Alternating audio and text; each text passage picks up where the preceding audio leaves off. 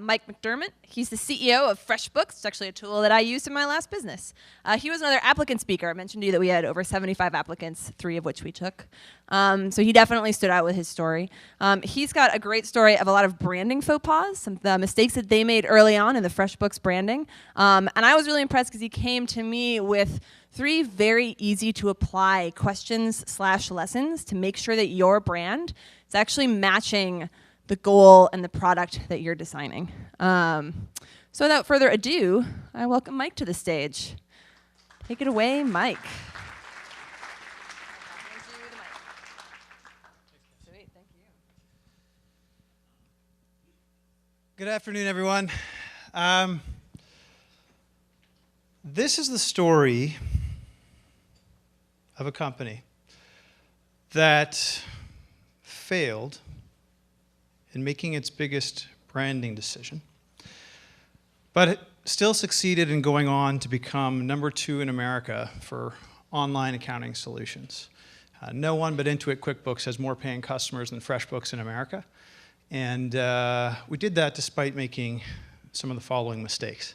So I'm going to walk you through that stuff. But I find it's helpful to have context. So before we get to the errors, let's sort of set the stage here and learn a little bit about some of the factors contributing to the mistakes we made along the way.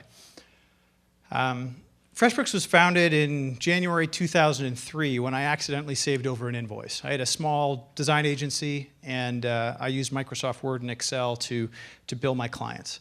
And one day I accidentally basically clobbered an invoice.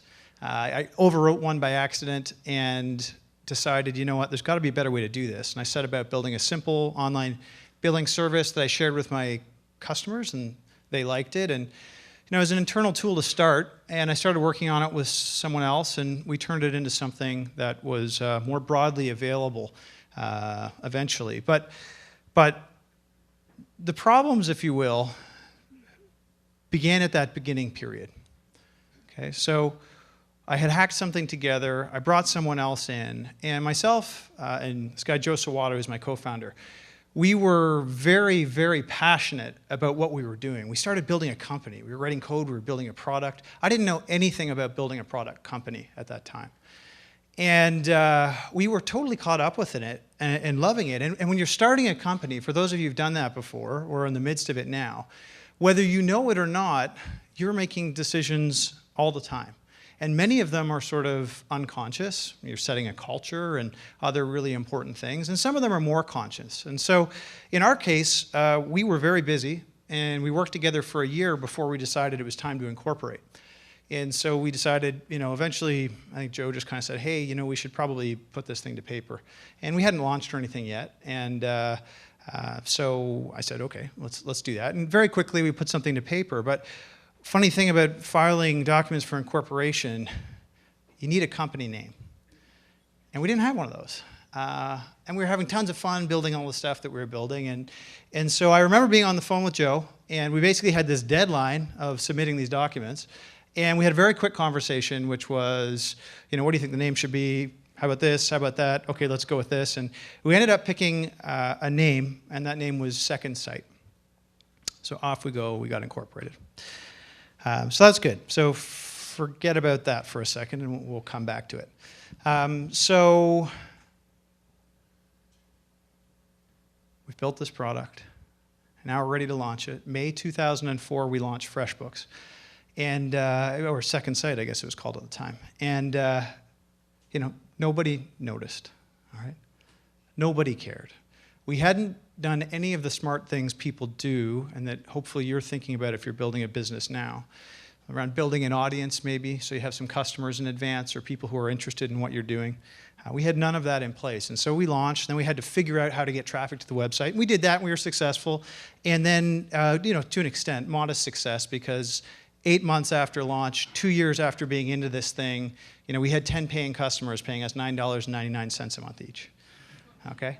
So Joe's got his doctorate in computer science. We brought on a friend of his who's an electrical engineer, a guy named Levi Cooperman, and myself. I left a really good business school in 4th year. And so, 3, by all accounts, should be effective people. We're making $100 a month in combined revenue, okay? And that wasn't even the mistake, right? So what do you do when you're, what do you do when you're there? Well, what we did is we moved into my parents' basement for 3.5 years. Okay, we wanted to keep things going. We really loved what we were doing. Okay, we were having fun every day showing up, and I think that's what it's about. If you're building something, you have a passion for it. You know, you can get through a lot of things. And so go along, and along the way, as Jonathan pointed out, great advice is to find mentors, okay, or advisors, and be forthright with them. And I met one along the way, a guy by the name of Pat Condon, who was one of the founders of Rackspace Hosting. And he is a wonderful guy. And I would occasionally reach out to him with questions. And one time we had a phone call about whatever it was, and he asked a simple question. He said, guys, have you ever thought about changing your name? And we said, no, we got a great name. Second Sight, it's excellent. We got off the phone, you know, probably had dinner that night, certainly went to bed at some point, and woke up the next morning. I called Joe, Joe called me. We called Pat and said, Pat, we have a terrible company name. And Pat said, yes, you do. And so he offered, he was like, listen, if you want to work on this, I'll work with you, and you can bring me some of your ideas as you go. And so we did. We followed up with Pat and bounced some ideas off him. And we called him about 4 or 5 days later, and we said, Pat, we got this thing licked. We got this whole company naming thing licked. You know, we're invoicing on the internet. We're going to call this company Online Invoicing. And so Pat kind of chuckled and said, guys, why don't you come back to me? And why don't I lay some breadcrumbs here? Let's think about what goes into a good name. All right, so there's a few things that go into a good name. It's easy to remember, right? You want your name to be easy to remember. It's easy to spell, so people don't have to struggle too hard to track you down if they're looking for you. Good names often describe your category, maybe your benefit, perhaps your difference. Okay, so those are a whole bunch of things a good name will do for you. And frankly, a great name will do all of those things for you. And so, you know, those are the things that you can use to help figure out what a good name is. And I was, you know, reflecting on those 5 things and comparing the word Second Sight, which has, let's see, 7 different ways you can spell it, because there's 2 ways you can represent second, 2ND, or S-E-C-O-N-D. There's sight, S-I-T-E, S-I-G-H-T. So 7 permutations of the spelling. The name itself had no representation towards our category, our benefit, or our difference. It was, you'd never know what we did, right? You know, was it like, I don't know, palm reading, Second Sight? Like, what do you got, right? It didn't really make any sense for what we were doing. And we decided, you know, let's now apply ourselves more fully to trying to figure this out. And so we hunkered down, and we spent about an hour a day trying to figure out what a good name would be. And the way we did that, we kind of broke down the problem. We figured it would be a combination of words, because there's really 2 paths you can take when naming a company. You can go and take like an empty vessel, a word that has no meaning, and build meaning into it, like a Twitter. Or you can put together a couple words that are going to bring some of those meanings, bring you your category, your benefit, your difference, something like a PayPal, right, which has a whole bunch of that stuff worked into it. Really simple, easy to remember, easy to spell. And so we did all this work, and we eventually landed on FreshBooks. And then we had to go out and buy the domain name, okay? And I'm a big believer in .com domains. I think of it like real estate, right? If you're going to start a business and you want to be on Main Street, you know, you're going to be on the .com. I'm not a huge fan of, you know, all the funny URLs that are you know, popular today. And so we ended up spending $7,000 on the domain, which to me was a fortune at the time, but in hindsight was one of the best decisions we made. Okay, so messed up the name of the company. That's pretty bad, right? Fortunately, we had somebody who was sort of helping to advise us at the time, and he asked a good question. But what was really interesting to me was it wasn't just the name. So we started to think about what else, you know, as soon as we started looking at the name and we landed on FreshBooks, we realized there's a whole bunch of things that don't fit anymore.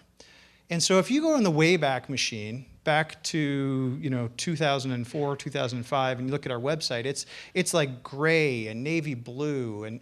And what had happened was when we launched the second site, we really tried to put forward this impression of being basically like a bank, because we were helping people manage their financial information. And we thought, it's really important that we present this front, like we're good people, but the brand, it would be appropriate if this thing really felt like a bank, so people would feel confident using us and sort of trusted. So kind of gray and navy blue and things of that nature. And that really wasn't how we were as people. Like our personal brand was, Levi would be in the basement, wearing his shorts, writing software with probably his socks off under the table. And we went to the extent of trying to create this facade by having, we did a lot of customer service. So we always answered the phone. We had our phone number on our website. We weren't hiding. We had our phone number there. We had our address, but we were just presenting a brand that was kind of a little more draconian than we actually were.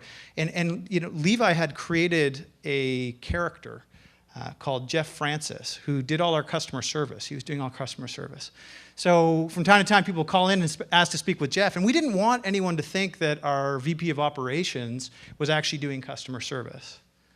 Okay, that's the kind of mindset, sort of early internet mindset that was there. And so I remember one day, Levi fielding a call, and he said, hello, Levi, and then somebody said, oh, may I speak with Jeff, please?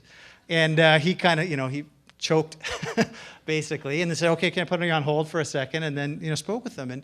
And that's not right. That wasn't how we wanted to do things. And so when we renamed the company, we had this opportunity to kind of reinvent ourselves, right? And so we really shifted from being, sort of gray and navy blue and, no photos of people, and you can't find out more information, and you have an imaginary character named Jeff Francis who did wonderful customer service, to a new way of looking at things where our photos for everyone on the team are on the website, and it basically just completely reversed it. And today, everyone who starts at FreshBooks spends a month in customer service, whether you're an executive or it doesn't matter, any role. And we're very proud of that, and we go back periodically to reacquaint ourselves with our customer and the pain we feel there. So we sort of kind of come full circle on all that stuff. So I think when I look back at all that stuff, I wouldn't trade it for the world, because we learned a bunch, right? We learned what goes into a good name, and we will inevitably be creating other brands and such going forward, and those lessons are now deeply ingrained. And brand matters, and we know more about who we are, and we're true to ourselves. And actually, I should mention this, is I think it's really helped with recruiting and the culture at the place, right? Because there's no disconnect between how we are online and how we are. And I love when people meet people who work at FreshBooks out in the world and tell me this stuff, because they almost invariably do. Really nice, just like the website, no dissonance there, which is a wonderful, wonderful thing. So when I think about this, really fundamental lessons that we can carry forward with us, which actually kind of reminds me of another story where we made a change to our website, and it cost us $1 million. That wasn't so good, but that's another story. So that is my talk, folks. Thank you for having me.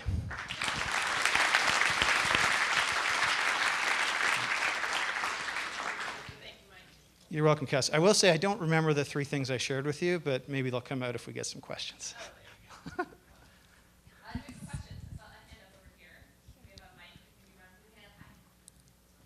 Can I?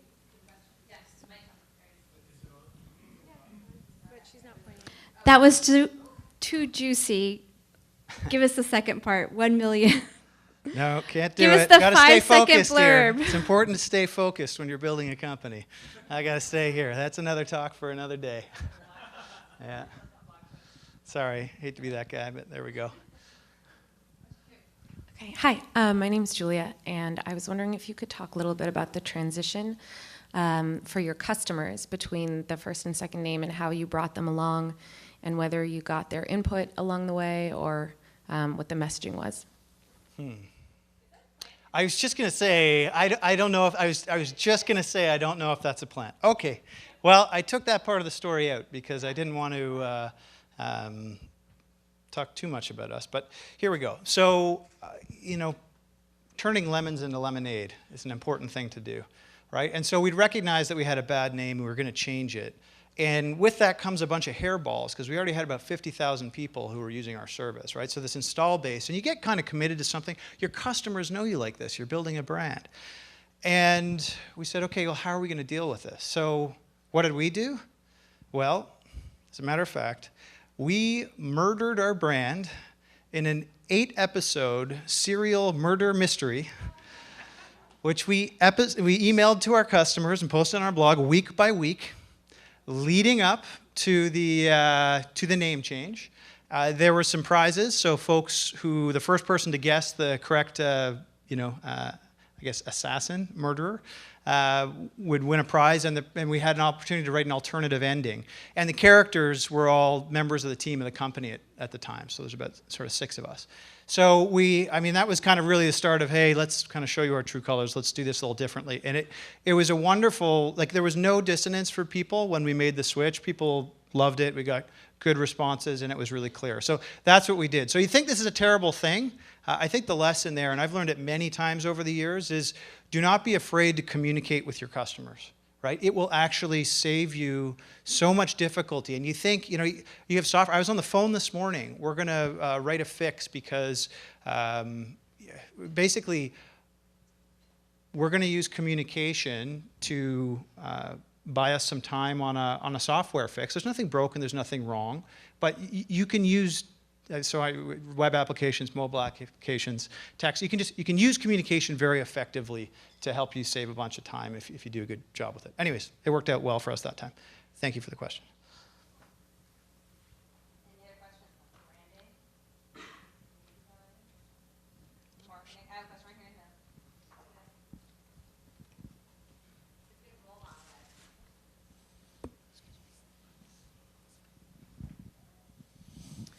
here. So say you're doing a startup, and so you don't have this problem of having already established a brand, but you don't have money to hire a professional, and hypothetically speaking, you don't have a lot of creativity yourself.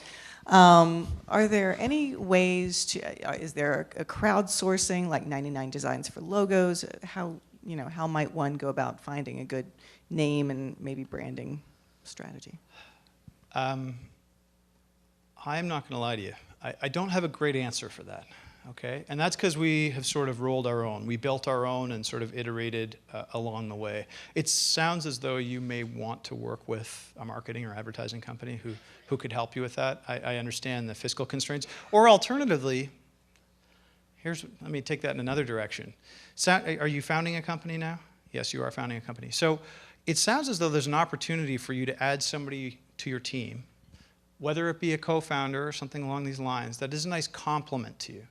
Right? So when you're building that starting team, you don't want people who are just like you. You want complements. And if you have the self-awareness to know maybe you're not great at everything, then to look for those complements is a wonderful thing. So that might be another approach.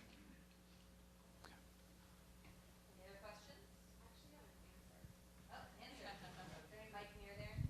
other questions? CrowdSpring actually does naming as well, crowdspring.com.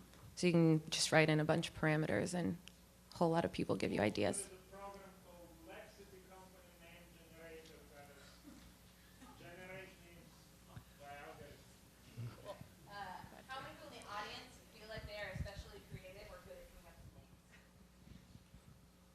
There you go. So I want to talk about this for 1 second, right? Because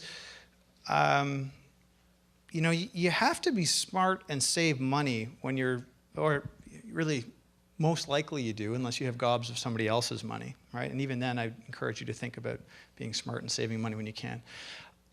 We were able to create a really structured approach, some constraints. We know good names have this. We know names are made up of words. Let's brainstorm words. We literally brainstormed words as categories.